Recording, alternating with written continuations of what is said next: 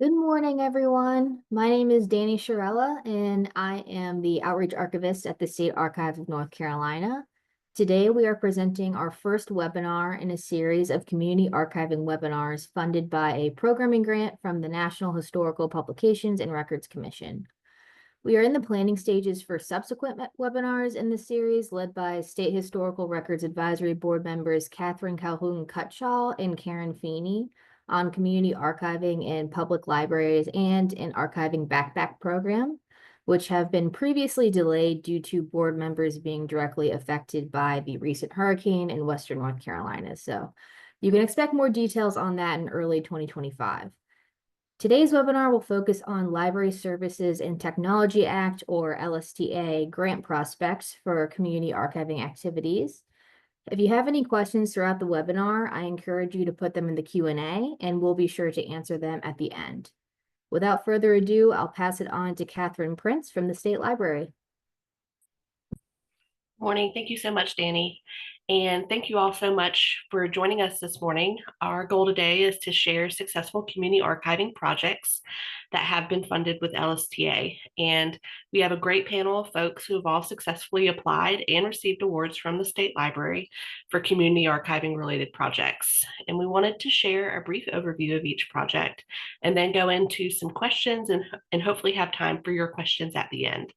And we hope you're inspired by the tremendous work that the panelists have accomplished through their projects, and hope you think about applying for something similar at your library for your community.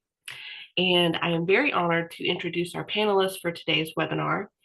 Our first panelist will be Suzanne Moore. She is the county librarian for the Wilkes County Library, which is a member of the Appalachian Regional Library. And prior to becoming the county librarian in Wilkes, she was the county librarian Ashe County, which is also part of Appalachian Regional. And Suzanne is a former language arts teacher and got her start in libraries in Texas. Suzanne's work actively engages patrons through community involvement, which you will see in her presentation. She has a master's of information and library science from the University of North Texas and a degree from Austin Peay University in interdisciplinary studies with an early childhood education minor. Our second panelist is Molly Luby. She is the Community History Coordinator at the Chapel Hill Public Library.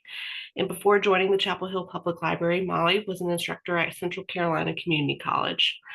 Her work focuses on applying human-centered design thinking to co-create community-driven programs and initiatives. Molly holds a Master's of Library and Information Science from UNC Greensboro, a Master's of Fine Arts in Creative Writing from UNC Greensboro, and a Bachelor of Arts in English from Florida State University.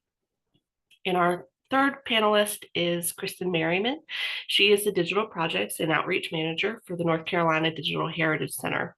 Prior to working at the North Carolina Digital Heritage Center, she served in positions at the Durham County Library North Carolina Collection, the North Carolina State University Special Collections Research Center, and the North Carolina State Archives. And with over 15 years of experience in the cultural heritage field, her work has primarily been in digitization of archival materials. She holds a Master's of Library Science from the University of North Carolina at Chapel Hill, a Master's in Public History from North Carolina State University, and a Bachelor of Arts in History and Political Science from UNC Greensboro. And before we get started, I did just want to provide a brief intro into LSTA grants, since we're hoping you might be inspired to apply. So I will briefly introduce myself before kicking it over to the panelists.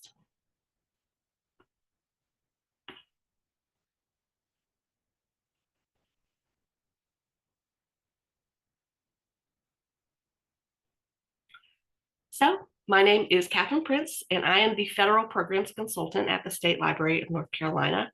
I've been at the State Library for over 9 years and in this position for almost 7. As the Federal Programs Consultant, I'm tasked with administering and coordinating the Federal Library Services and Technology Act. Our portfolio ranges from about $4.5 million to $9 million annually.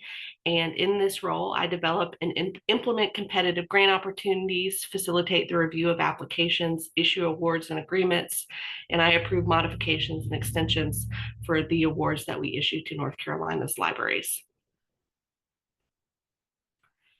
So the LSTA program is the largest grant portfolio in IMLS's purview, and LSTA provides funds to 59 state library agencies in our nation, which include the 50 states, Washington, D.C., the territories, and the freely associated states. So state libraries have the autonomy to provide either statewide initiatives or subgranting competitions. We do both here in North Carolina. The state library provides some statewide services, but also provides competitive grant opportunities for libraries to apply for grants and implement on their own. And so the way the funds are distributed from IMLS is through a formula, which is very common in block granting. So we have two types of grants in our competitive grant application. And the first is Easy Grant. And I think this will be the most applicable for the upcoming year. For folks who may be interested, you can apply for $5,000 to $50,000, and the application is due on March the 1st of 2025. So there's still lots of time. I know the budgeting time is coming up for many public libraries. So, this is an important time to be able to think about what you may want to do in the upcoming fiscal year. And then the decisions are announced June the 6th. Our second grant type is a project grant. This is what we call our larger grant, and that's from $50,000 to $100,000 a year. We do allow for project grants to be multi-year, where you can ask for up to $150,000. And this is a two-step process. We ask for a letter of intent, and this was due on November 1st and would typically be due on November 1st in the future. So the deadline to apply for a letter of intent has already passed. So a project grant would not be available to you at this point. However, it's something to think about in upcoming years if you have larger initiatives that you may want to undertake. And then the full application is due by March 1st. We send feedback on the letter of intent early to mid December. For example, this year we're sending feedback by December the 6th. And so those are the two opportunities that we routinely have every year. That's our core program, and we hope you will apply. I did just want to share a couple of tools that may be of interest to folks as they look into LSTA grants. The first is the link that I have put, and this is what we call the state program report. So we are required to report on all the funds that we spend, and this is where you can go to look up those projects that have been funded with LSTA. So I put a couple of community archive related projects. You can look up nationally, you can look up by state, you can look up by fiscal year. There's a lot of different filtering that you can do to find different projects, but you can see what folks have done in other parts of the country, or you can see what folks have done here in North Carolina. So it's a really great resource to be able to see and kind of help in that ideation stage of how you may want to accomplish the work that you're interested in. And I also wanted to let you know that the state library consultants are able to review draft applications. So if you send those to me by December 14th is the deadline this year. If you send those to me, we will get the feedback to you of potential ways to improve the application and provide feedback. So that's also a resource for you. And this is all free. So, please don't hesitate to reach out if you have any questions. And I am going to kick it over to Molly. Hi, everybody. So thank you so much, Catherine, and the State Library for all of the wonderful work that you do. I've been so happy to work through LSTA grants, so I'm excited to share about this current project. This is a work in progress. So this is a project that I'm right in the middle of this year. It was funded through an LSTA Easy Grant. And we are in the midst of the funding period. So this is called the Chapel Hill Descendants Project. And it is a partnership that I am working on in community with the local descendants of enslaved people in Chapel Hill. And it's something that, while it's a work in progress now, I hope it's something that will continue on for many years after the grant funded period has ended. It's work that we started really before the grant, and the grant has allowed us to really do much more than we had been able to do before. So I'm grateful for that. Next slide, please. So if anybody has ever seen me present, you probably have seen something similar to this before, because it is definitely at the core of everything I do. I am the community history coordinator at the library, and I work exclusively with community, in community, and on projects that are led by community. And at the core of what we do is this idea that the most powerful way to become relevant for diverse communities is to become representative of them and co-created by them. And the work that we do in our history program is to document and share untold, erased, and marginalized histories of Chapel Hill. Chapel Hill, we've got a big university here. And so Chapel Hill is pretty well studied. There are lots of books about Chapel Hill history, but there are a lot of people who've been left out of telling their stories. So we are led by community. Next slide.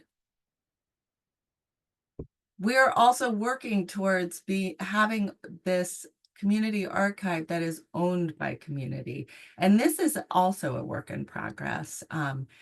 It is a challenge. So I'm going to talk a little bit about this, but I, welcome others who may know more in this area. But one of the challenges that we have working with marginalized people, especially in Chapel Hill, is there have been generations of folks who have been the subject of historical study and who feel often that their stories have been taken and they have been left poorer for it.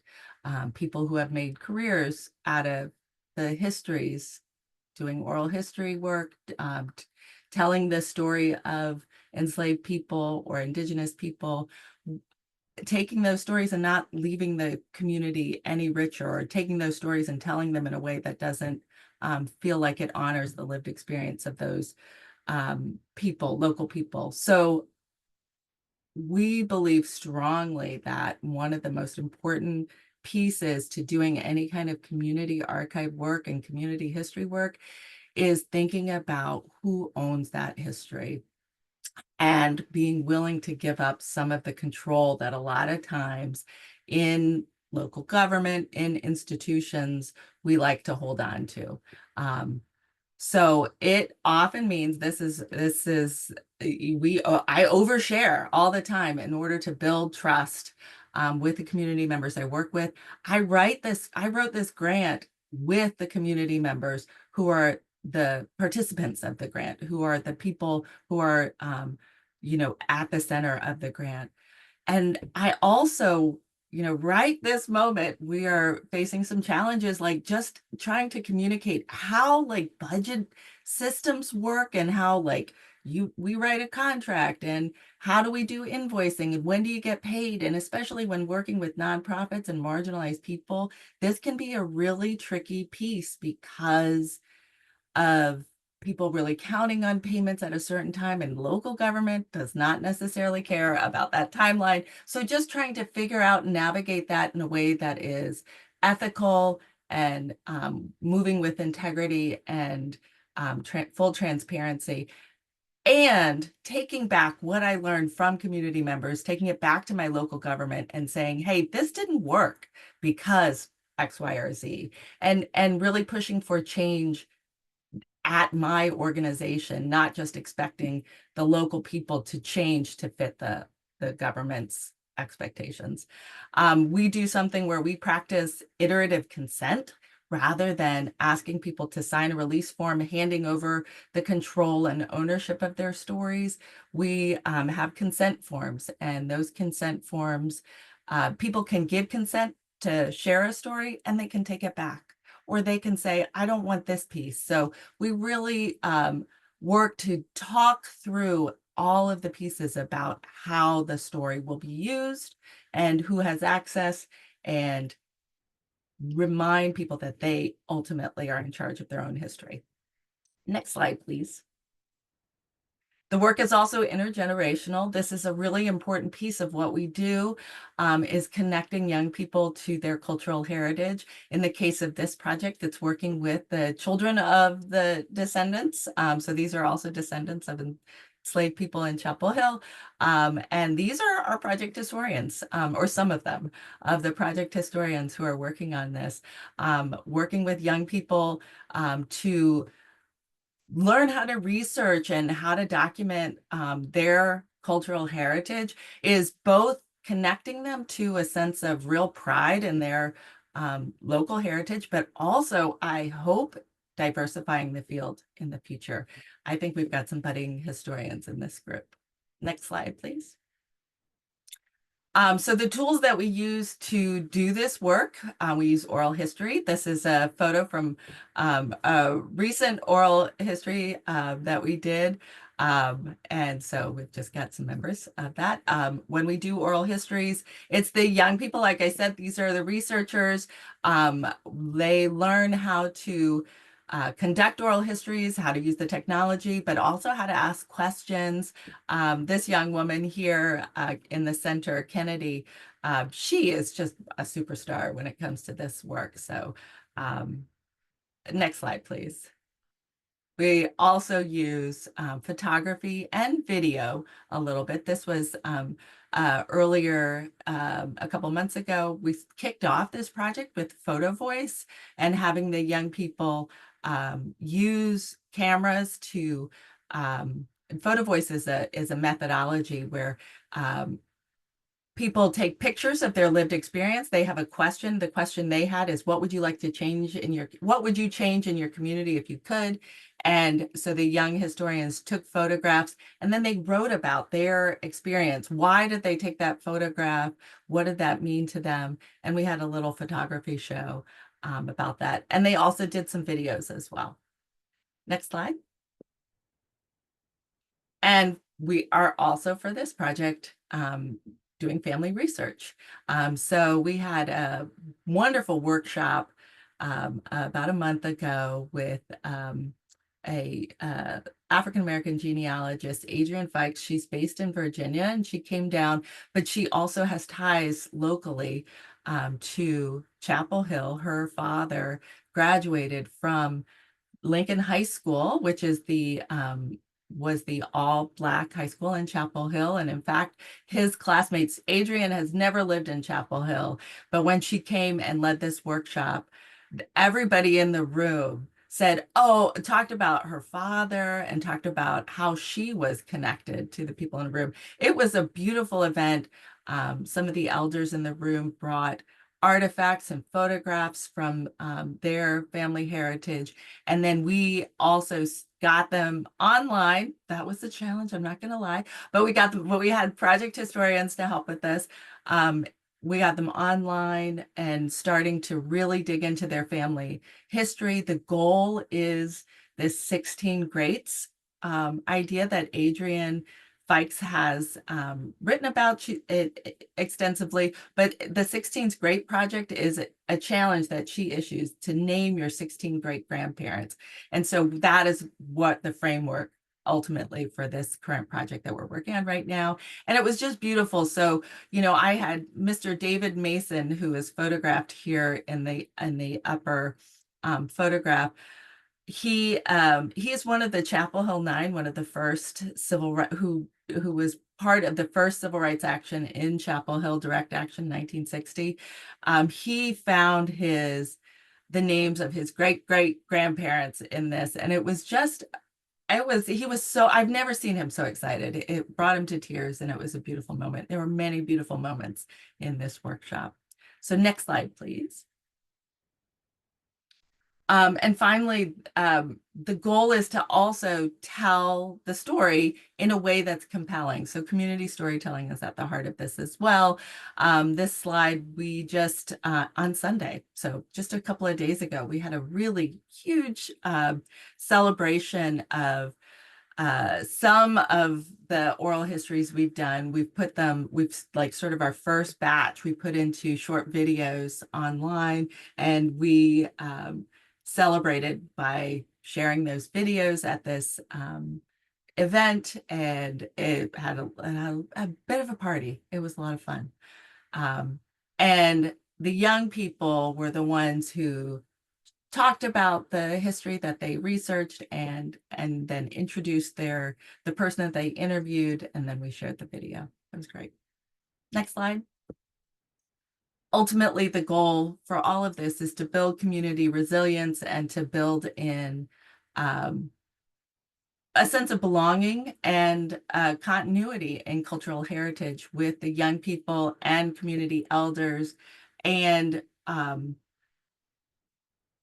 part of this is, the goal, like, we have better outcomes for people when they know, when they feel that sense of belonging and connection. And Chapel Hill has the second largest achievement gap for Black students in the country, in the nation. And this is one way we're working to bridge that achievement gap. But I could go on, but I want to just stop right there. Like I said, we are just in the midst of this project. We've got many more months moving forward. We're moving into a phase where we're working on one-on-one genealogy sessions with community members. We do monthly circles. We had a circle section with participants just last week. And so that's really where we're at right now. In the new year, we hope to have a series where we do have a speaker series and continue our oral histories and our genealogy family history work. We'll have a culminating event probably sometime in the late spring, but that's where we're at right now. And so I'm going to stop, and hopefully we'll have some questions that I can help answer, but that's where we are right now. So thank you. Thank you so much, Molly. Sure. Up next, we will have Suzanne. Hello, everyone. Thank you for inviting me in today to talk about our library's project. Actually, this screen that you're looking at is a cover of last year's history project, our Keepsake magazine. But we do have a digital archive that's an ongoing collection site.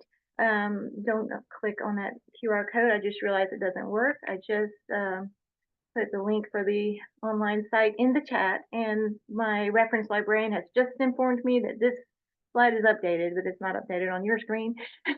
Anyway, we have been collecting these stories here in Wilkes County we're in year 3. We're working on volume 3 right now. And prior to that, when I was working with the Ashe County folks, we had 4 volumes published, nearly 100 stories archived in Ashe Library. Each book is a keepsake, a memorial for the veterans to participate, to share with their friends and family members. But also we use the grant funding to help us with this publishing cost, which is the most enormous amount of expense for the whole entire project, is getting these books published. I'll share with you some interior shots here. Let me go to the next slide, and you can see what the inside looks like. Each veteran has about 2 or 3 pages of their story, photos that have been scanned and uploaded. And you can see on the back cover where we give credit to our funders. Now, this is the back cover of year 1 in Wilkes. Year 2 in Wilkes, we've included the DAR and the Sons of Confederate Veterans. So we're adding sponsors as we go. But we do get help from community partners, and our 2 towns here in Wilkesboro, North Wilkesboro and Wilkesboro, contribute yearly to the publishing expense. Like I said, we give them out to our veterans, and our veterans that participate, normally the books run about 100 pages in print. And of course, this is a complement to it's a companion to what's online. So if you go to that digital link that I sent you, you can look up each one of the veterans and find out way more than you would in the book itself. But they each get a couple of pages, and then we have some community events highlighted as well within the stories that we share. So I think around 100-page book is about 30 veterans a year that are in print. And we have an ongoing list to collect more stories. We share the books with our community in our schools, our high schools, our community college, in our assisted living facilities, so the stories are out in the hands of people that can read them, and we catalog copies as well to be borrowed from the library. And then, of course, as you saw on the first slide, get your copy now. They're on sale for the cost of publishing only, and the money that is raised goes directly back into a fund to sustain the ongoing work of the project. To give you a little background on how we got started with this, we had a World War II veteran who was an Army nurse that was predeceased by friends and family, and she left her estate to our library, our Ashe County Library. So we thought, what are we going to do with this lump of money? Of course, it was used for building needs and programming and big purchases, but a set amount was put aside to do signature programming with our veterans in her memory, and that just continued to grow. And so we are so grateful that the grant opportunities have surfaced to help us with publishing and printing the books to share with our community and our veterans. And we wanted to engage the community in collecting the stories. So I think the next slide, I'm not sure what the next slide is. I forgot the order, but oh, here you go. Here's just a look at how we kind of collected our stories. We started a book club here in the library. It's called Talking Service Book Club. And in the next slide, you will see the cover of the book. But right here, prior to that, you saw some of our veterans that participate. Having them come in and talk about their experiences and reflect on different things that they've lived through is just great. And it's not a book club that's only targeted toward our veterans, but we invite the community to come in and join the conversation. We've had students from homeschool, our TC classes from the college and from the high school. And we've also, the early college, we've had a lot of younger generations involved, because that's the point. We want the younger generations to understand and realize the sacrifices that were made for their freedoms. And we have learned so much going all the way back to Civil War times. But just this year, we actually have a Revolutionary War story to share. So taking all branches and considerations, all war campaigns, all jobs, whether they're combat or stateside, or just support services of our veterans, are all important. And one of the things that we did was we enlisted, well, we started the book club, but we enlisted some resource support from the Library of Congress. If you are aware, the Library of Congress has a National Veterans History Project, and on their website are all kinds of resources for biographical data forms and release forms and how to archive, with some training videos on interviewing process and preserving photos. So there's tons of resources online to help learn how to do this work. But like I said, we learn as we go, and every year the project grows. I found that with grant request, by tying in some sort of programming aspect to help us reach our community and show ways that we sustain the project, it makes it a stronger application. So this Talking Service Book Club was a great start for us, and it's been going strong ever since. We get members from our local VFW and from our high schools and community folks that want to come in and read the stories and visit with the veterans and talk about their service. A lot of them have actually participated in documenting those stories in the project itself. Okay, so on the next slide, you'll see some of the students that have highlighted in the last year's go-round. We always work with student interns from the State University upstate or from Wilkes Community College. And here is one of the girls that helps in the background and talking with one of our Vietnam veterans and sharing how his story is looking on our page. This teen photographer, Kurt Baker, I just have a soft spot for him. He was kind of a rebel child and his grandma brought him to one of our programs. He didn't know he wanted to be involved until he saw another photojournalist there, and his passion is photography. He works with the yearbook committee, and he got on board his grandma wanted him involved, so she pushed him to it, but then he was all for it. So he would come out to our coffee calls and take photos and help us with scanning and uploading digital images. And this picture with the Korean War vet, Ward Eller.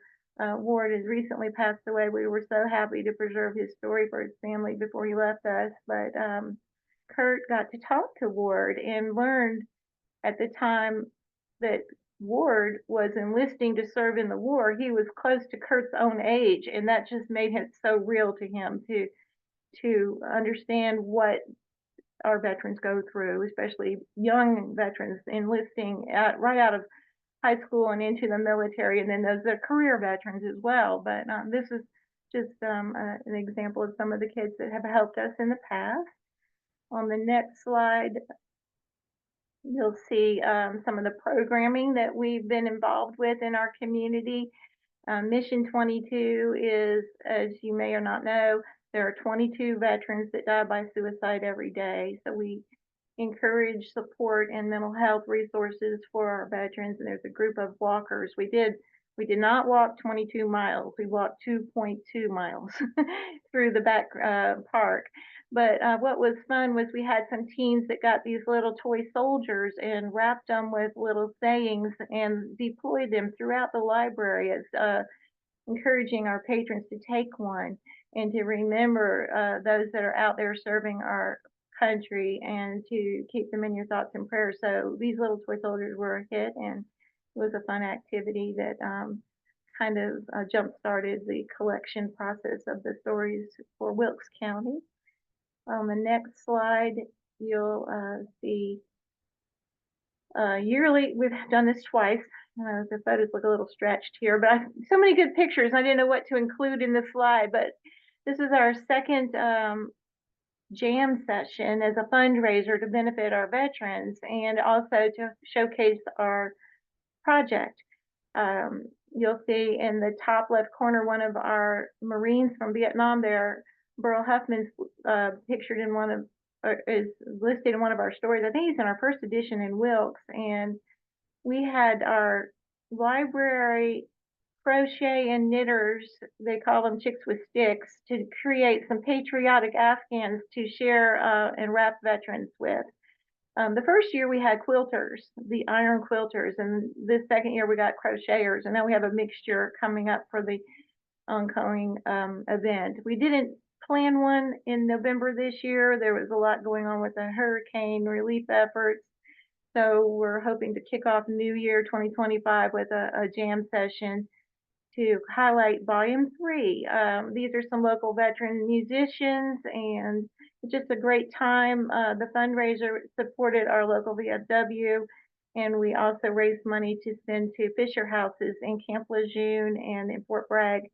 It's kind of like a home for families to stay when their loved ones, when their veterans are receiving medical care. So this is just one way of giving back, and we have had great success with that as well. On the next slide, another community project was this summer. We had heroes in the neighborhood who came by to share their favorite stories with the kids all summer. We had once a week, we have, well, every day throughout the summer, we served meals to the children in our library. And during the summer months when they're not in school, they can come to the library, get some books, and have a program and have a meal. So we actually have Llama Love at the library, and the llama is kind of a therapy type situation where you can release stress. And there's a Vietnam veteran, Lonnie DeShane, here, who started this Llama Love therapy, and then another Iraqi war veteran came in to read his favorite children's book, If You Give a Mouse a Cookie. So bringing the community together and introducing them to our veterans has been a great part of collecting those stories, and we like to take it through all generations. So here's where we started with the young ones, the stories, time, and the animals, and they love it. There's a lot of good photos out there as well that you can find on our archive. The next slide has our story walk, and we put this up every year in November to highlight Veterans Day, and we also have a featured panel to highlight the Veterans Project. So we have 2 story walk locations on this slide, but we've recently added a third, which is downtown in our local businesses. And instead of on mounted markers that you see in the parks, we put them in windows of our local downtown businesses, and that has been really successful. The kids that follow through downtown, read around, end up at the library, and because of a partnership with the Wilkes County Partnership for Children, actually, we have been fortunate to receive a book vending machine full of little books for kids. So when they complete a story walk, they get a token for a free book. And during November, we give them all red poppies as well to remember the veterans. Okay, on our next slide, this is maybe the last one in the series here. It's another community engagement program where you can see over to the right side our post commander Tom Mitchell talking to a group of students from the high school. They're ROTC kids, and they come in and learn about this work, and then we recruit them to come and visit us, and they get service learning hours for helping out at the library. They can help out with interviewing, typing transcripts, scanning photos. We even have some techie kids that get online and work with us on our LibGuide, which is, again, the link I've shared with you. In the middle there, you see one of our Vietnam veterans and a picture of him during his enlistment days and currently. That was on a slideshow screen there. I was trying to show the then and now. But what the veterans did for this event was we created a SOS brunch, which if you're not familiar with that meal, it's the same old stuff that they feed you every day when you're in service. It's hamburger gravy on toast. And so they cooked that up in the kitchen and shared it at the brunch and learned all about our project. And they were really amazingly, they loved that dish. They ate it every bit. So it's been a lot of fun getting to work with the community and meet the veterans and learn so much along the way. And we couldn't do that with the publishing of the project without the support of the LSTA funding.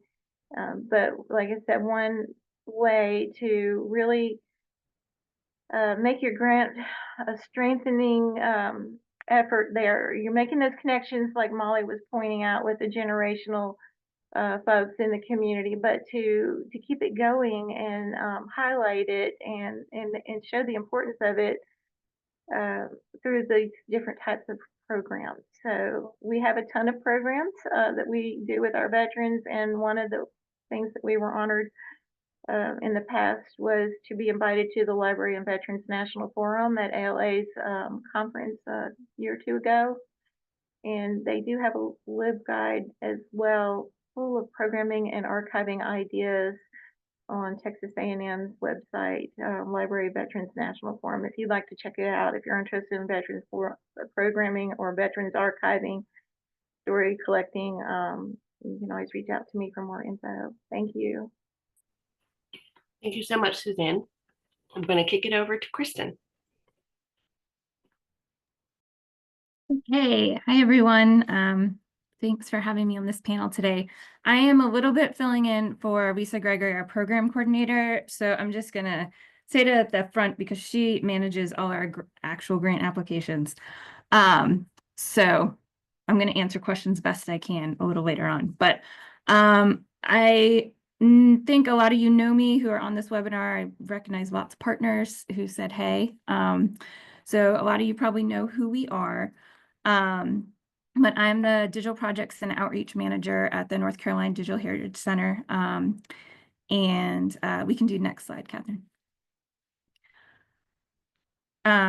We are located at Wilson Library on UNC Chapel Hill's campus, in the basement, in the bushes to the right in that picture, on UNC's campus. But we are almost entirely funded with LSTA funding from the state library. And so we kind of operate a bit independently from the rest of UNC libraries. But that's where we're located. We've been around since 2010, and we are kind of a special entity that came out of a project in the early 2000s called NC Echo, where they did a huge survey of cultural heritage organizations all over the state, looking into their needs, kind of thinking about what kind of grants folks might need. Digitization was a huge need, and it was decided rather than send everyone a scanner who might need a scanner or be interested in a scanner, to kind of centralize that type of operation in one place with folks who are experts in doing the work, have the technical infrastructure to put the stuff online, and the space to have a bunch of scanners. So we have, I think, like 10 different types of scanners that we use, et cetera. So anyways, that's how we started. And now we've been around for almost 15 years. We have 349 partner organizations across the state of North Carolina, and we are constantly adding to that number. And we have at least one partner in every county in North Carolina, so across all 100 counties. Next slide, please. And so these are our services. We scan things. People bring us batches of materials from their organizations. It really runs, it's all over the map. I think I have a slide later on about formats, but we scan a little bit of everything. And then we put them online on our website, digitallnc.org, which is our home online. And we have kind of two different content management systems, one for newspapers and then one for basically every other type of scanned object. And so we describe the materials and then we keep them accessible online. We do a lot of promotion about our work, social media, doing things like this.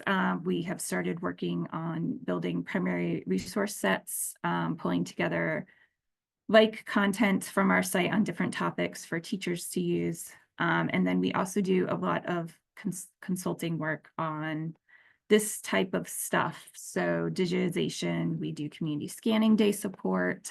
And then Lisa in particular, our program coordinator, does a lot of consulting about grants that people are applying for. Next slide, please. So as I said, we have partners in all 100 counties across the state. Our partners are a diverse set of cultural heritage organizations whose collections are open to the public. Although we have some wiggle room on that these days. So it's libraries, archives, colleges and universities, museums, historical societies, alumni associations, historic sites, women's groups, retired firefighters who are collecting their history for their department. Just kind of a real mix. And we always are willing to chat with folks about things they might have and how they might work with us. Our only really clear and hard rule is we do not scan individually owned collections, private collections. Next slide, please. So our funding, we are, like I said, primarily funded from LSTA funding. Every single year we write a grant and apply for funding for the next year. So we, I guess, are experts at doing this work. We've been successfully funded for 14 years straight. And so we are a little different that it's we're not kind of the set projects like Suzanne and Molly were talking about. This is to support the work of the center. But we're also very familiar with the process, and that's why Lisa is a great person to consult with on how these grants work, what LSTA is looking for this type of work and that sort of thing. And I will also say my past, before I worked at the center, I managed several LSTA funded project grants when I worked at NC State. And so I'm also very familiar with what this looks like and kind of what's needed in these sorts of projects, reporting and that sort of thing. So every year we submit a grant application to continue funding for the center. And then we do have some other funding that comes to us through some other grants and private funding from like the North Carolina Society, who supported a lot of our newspaper work. And then sometimes some private donors have supported some of our work. And then we also have been able to filter through basically money that our partners are able to pull together for certain projects and kind of push that funding through, say, maybe extra newspaper digitization or that sort of work as well. But mostly, and you can see this is our last, like the 2024-2025. This was kind of our project abstract and how much we were awarded for this year's cycle of the grant. Next slide, please. And this is just giving you a look at, if you're not familiar with our website, this is kind of what we call the front porch of Digital NC. We have lots and lots of materials online after 15 years of doing this. So tons of newspapers, millions of pages of newspapers, over 13,000 yearbooks and city directories and film, images, memorabilia, the whole 9 yards. So this is what it looks like if you go to digitalnc.org. And next. And then this kind of is just diving down into how every county we work with has its own landing page as well. Kind of pulls out the different newspapers from the county, the different contributors from that county, a map of the county, that sort of thing. And this sort of infrastructure is also all part of the grant. It's not just the scanning, it's all this website and all the content management systems that we have to pay for. Our programmer, who's excellent, all of that is kind of tied into what we are using the grant money for. Next. And then every partner we work with also has a page unto itself that shows where the partner is located, some information about them, and then you can just specifically search their partner collections. Next slide, please. And this is just a little behind the scenes of some of our scanners in action. And this is just a small sampling of what we use every day to scan a vast variety of objects. Next. And so, yeah, we do all sorts of formats, printed materials, both bound and loose, so ledgers, correspondence, etc., manuscript items, all photographic formats, so negative slides, all sorts of photos, big and small. Oversized materials like maps, posters, architectural drawings. We'll also do 3-dimensional objects, so we can basically set up a studio to take photos. We can do some audio, although right now that's pretty much on pause because of who helps us with that and staffing availability. And then we also will take content that folks themselves scan, and we can put that online, or like purely born digital content. So PDFs from your community college that have never existed in a different format, that sort of content. Next slide. And some other services. Next. We do go and do some on-site digitization for our partners. We're going to be going down to Charlotte in December to work with a partner where we bring a bunch of scanners and a crew of students down, and we just scan as much as we can and describe it. And this can be good for collections that you can't have off-site for a long time, or collections that, for whatever reason, it's easier for us to come to you. And so we do this occasionally. We're always happy to chat about it. And this is really fun. And this is, again, another thing that the grant funding helps support, is the travel for this and that sort of thing, and the equipment.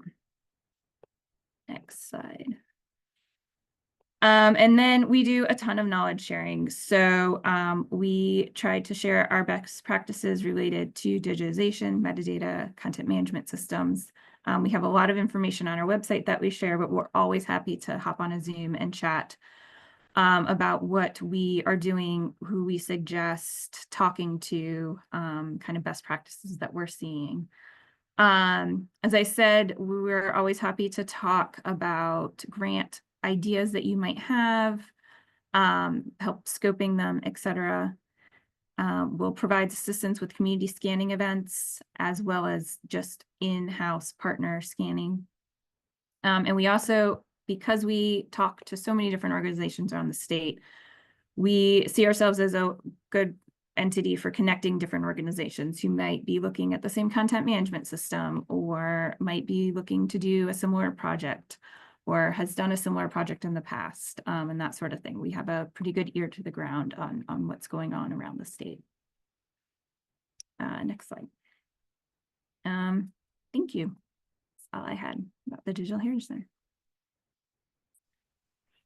All right, thank you all so much. I think we'll go ahead and dive into some of the questions. I thought maybe I'd skip ahead a couple of questions, less into the more technical aspect of applying for a grant, but maybe as you are working on a community archiving project, what do library staff need to keep in mind as they are working on their projects?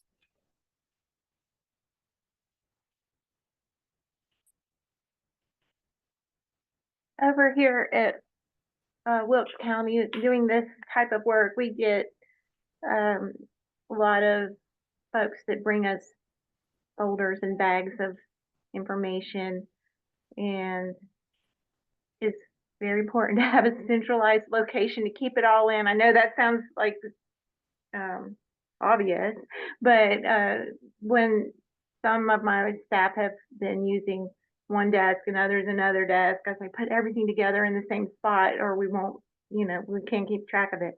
And we've had a few situations where I go, where is that guy's folder, and what happened to his photos? But we found them, and it is scary when you can't find something. So just being aware of that, and having a lot of kids coming in and helping us work too. We have to go through, buddy up with them and make sure they're aware of the process. So just being very protective of what the community shares with us so that it doesn't disappear.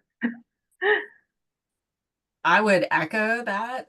Just the managing of things and files and all of that is like a really, it's not always the most, exciting part, but it is probably the most important part in some ways. And then the other thing I would say is being strategic about the scope, because people have so much stuff that they want to share, and just being really mindful, like, what is this project and what is our scope, and always being gentle and kind, even if something is not within the scope of the project, recognizing that it is still valuable to the person who's trying to share it. Those are both great points. I would just, I echo keeping track of things is very vital.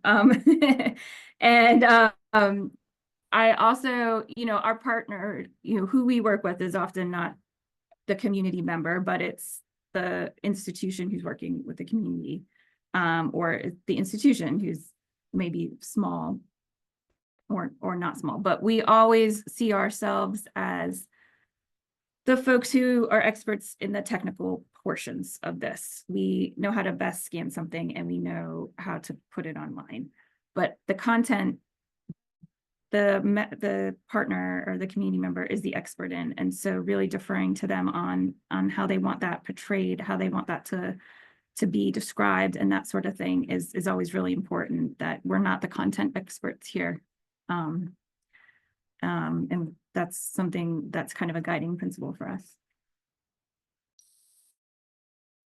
I would say the same thing, Kristen. When we collect a story from an individual veteran, and it comes through a process. We start with a interview, and then we transcribe and type it up. But before we even publish it, we have them come and sit down with us and look it over and catch mistakes or things that we aren't aware of what they were trying to say in their military acronyms, or things that need to be highlighted properly and accurately, and then we'll catch just the silliest thing. But before anything gets published, we sit down with each one of those folks and go through it. And then again, all of our archival work is accessed by the publishing company who puts together the layout for the Keepsake magazine, and they send us a proof to review as well. So just reviewing and double checking is a constant thing, and it takes a team. Luckily, we have a great staff that are excited and willing to help out with that project, but it is a lot of work. So just knowing how much time goes into it, that's one thing to be prepared for.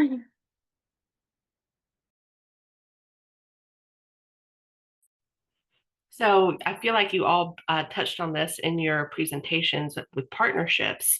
And so as you're working on that community archiving project, how do those partnerships come into play? Keeping everybody informed as you're going, it's wanting to have the transparency. I know Molly talked about that. So do you have any more information to share about how to kind of keep those partnerships engaged? I would say that for my in my experience, nothing that I do works without partnerships, without community members really driving the interest and the momentum for a project. And I can give an example of a time when I didn't do that. I had exactly one grant funded project, not through the LSTA, it's through a different funding organization that we didn't have a partner on. We just had an idea. We wanted to do a project doing community stories around the pandemic. So we started this pandemic story archive. And I would say it had the least interest, fewest people interested in participating and engaging in the project. And I learned a really important lesson, and that is this work doesn't happen without community members at the table. Yeah, I think it's very important to involve all the folks in the community, as you saw in our project, from the little ones to the older generations. We work with our history museum, our genealogy society, but taking the presentation to county office meetings, when I do my reports to the commissioners, they like to see what we're working on and their involvement, and that garners some support to show that they were involved with the publishing aspect, and thanking them publicly with their information on the back cover, as you noted, the different veterans organizations, the groups, the kids that work with us all get a dedicated page in the preface of the book to thank everyone involved, and keeping it relevant and updates along the way at these county meetings is important, I think, for our work.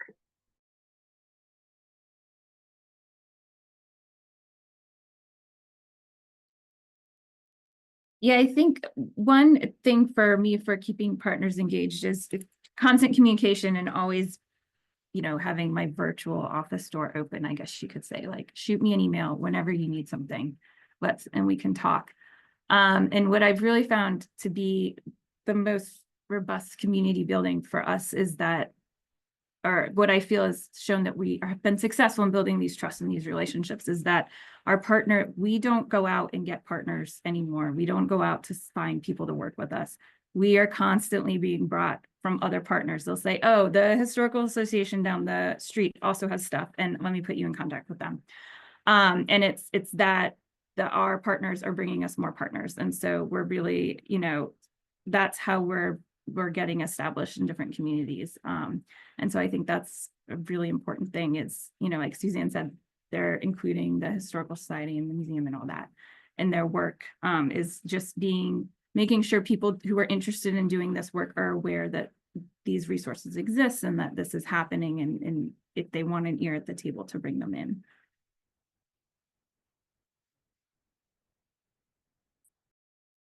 I'll just jump in. I just want to just reiterate that point is that also true for us. Like this work is so generative. The more that you do it, the more the work, more people come to, like, I have way more people coming to want to tell their stories and do this work than I have capacity, honestly. And that's a great problem to have, because it shows that over time we've built the trust and built those relationships with community members, and they see the library as the place that they can tell their stories.